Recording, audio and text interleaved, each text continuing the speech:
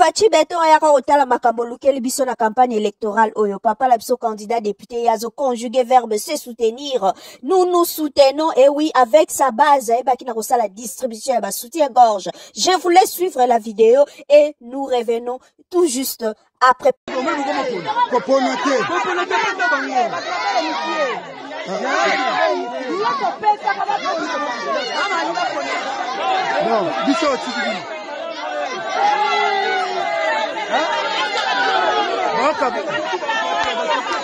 Pendant période électorale, en tout cas, il faut que ça la preuve, il y a beaucoup d'imagination pour na toucher penza électorat d'ailleurs pour na la penza plus proche électorat parce que concurrence est tellement rude. Donc faut aussi la vraiment preuve, il y a beaucoup d'innovation, il y a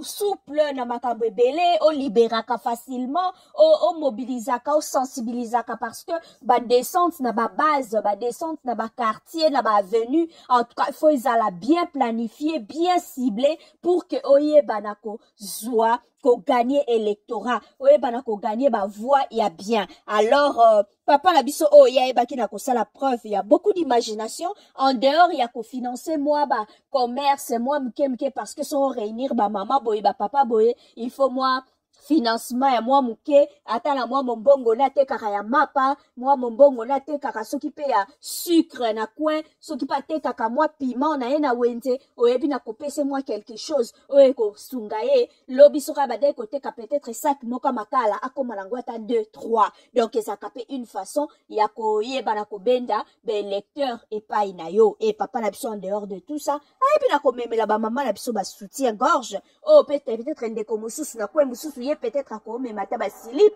mususu kuna memi maputa mususu kuna memi nyonso ezaka ba petit cadeau et papa biso ebaki na ko penser na o ezali ba soutien gorge ba député ba kozala élu na ville à Kinshasa. La ville de Kinshasa compte 4 sous-régions et pour 24 communes donc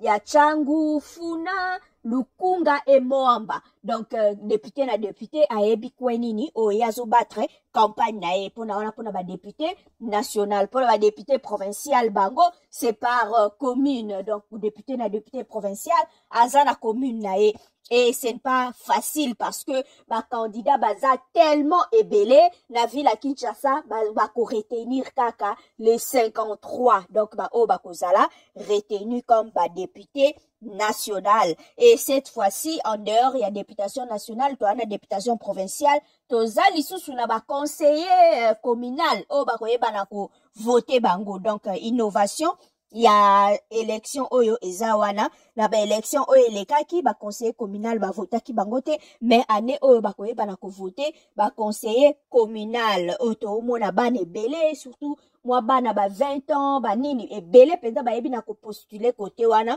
pona kozala conseiller communal bien musala ya député ezali o te bande comique ba kolobake ah o eza musala ya député te oui eza musala ya député te mais ça une manière ya ko approcher ben électeur na yo